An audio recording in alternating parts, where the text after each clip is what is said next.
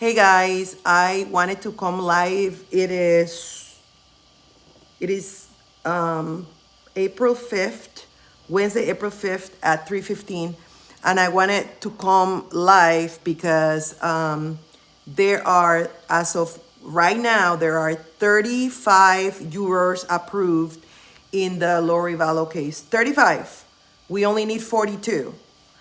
If by the so, Hi guys, I'm Pastor and Coach Jenny McIntyre. I stink at this. I need to get better. Pastor Jenny McIntyre, also a life and executive coach, also a trainer, also a human capital and emotional intelligence expert, and a former practicing attorney in my country of origin, Panama.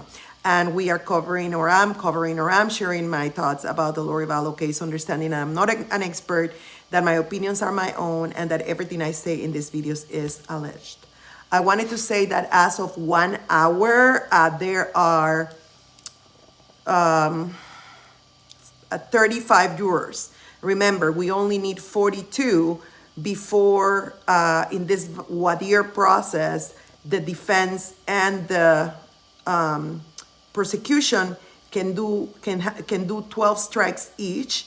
And once they do 12 strikes each, then we minimize the number of jurors to 18, with 12 being the actual jurors and 6 being alternates. So we are very, very close of having 42. And as I anticipated at the beginning of the week, I believe that we are going to probably have open arguments in as early as tomorrow.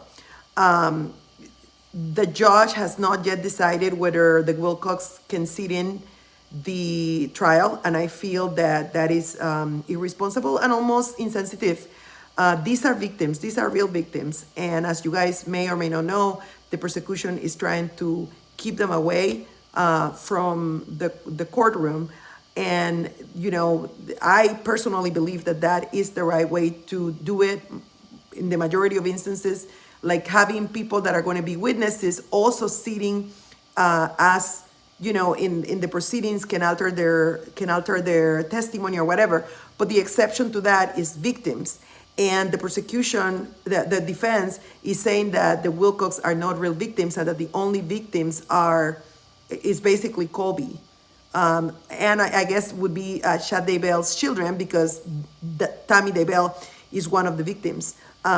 But they're not interested in showing up to the trial. I'm assuming that Colby Ryan, who is Lori Vallow's son, will show up. But the people that are really interested, the people that first reported that JJ was missing, the people that went after the police that did not take no for an answer, the people that, Kay lost also her brother, Charles Vallow, who was Lori's fourth husband. And so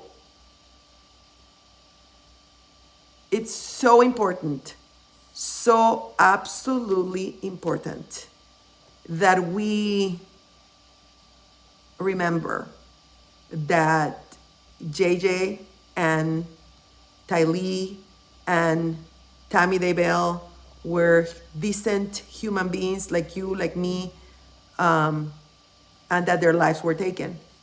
And, something that's going to be very important in this trial is, because Lori Vallow has been mentally ill throughout this, and that has delayed the process, and now apparently she's all better, is whether she had the ability to form a criminal mindset.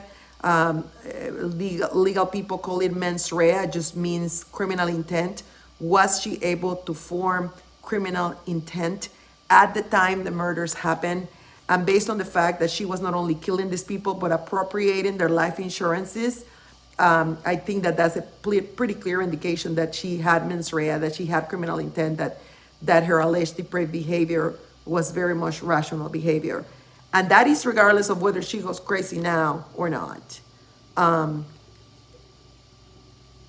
upset today because I think that when we get into these proceedings, we start forgetting about the victims, and we start forgetting about these beautiful little kids that were killed, and about this wife of like 20 some years that was killed, and about Charles Vallow, who was talking to the police and saying, she's trying to kill me. I think I've been hearing a lot from the people that are watching the trial. I've been hearing a lot about how well poised Lori is and how beautiful she is, and that she's engaged and focused and talking to her attorneys. And I get it. I get it that she has a constitutional right to a robust defense. But I think we all tend to turn these trials into some sort of celebrity cult, no pun intended. And I think the last person we should be worrying about how she looks and how focused she is Lori, because there are 4 individuals, maybe even a 5th one, dead because of her. I don't care how her hair looks. I don't care how focused she is or how many notes she's taking. She's an alleged murderer, and there's plenty of evidence that, in my estimation, is going to prove that she did it.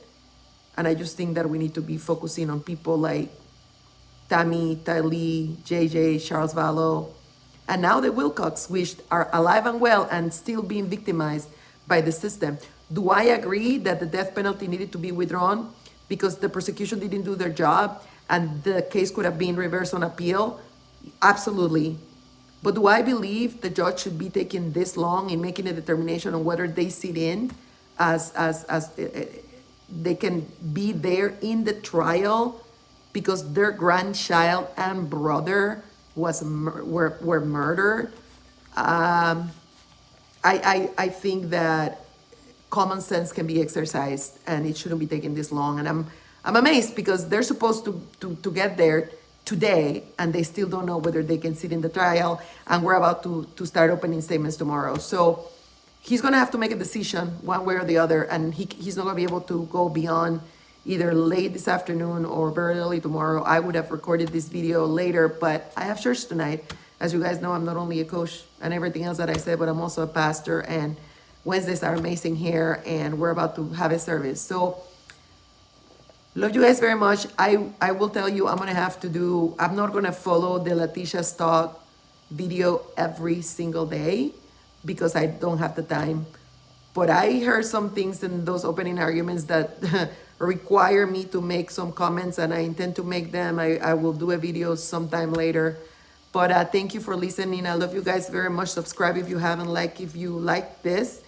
And come back tomorrow because I will have another update, hopefully even more complete. I love you guys. Bye. Take care.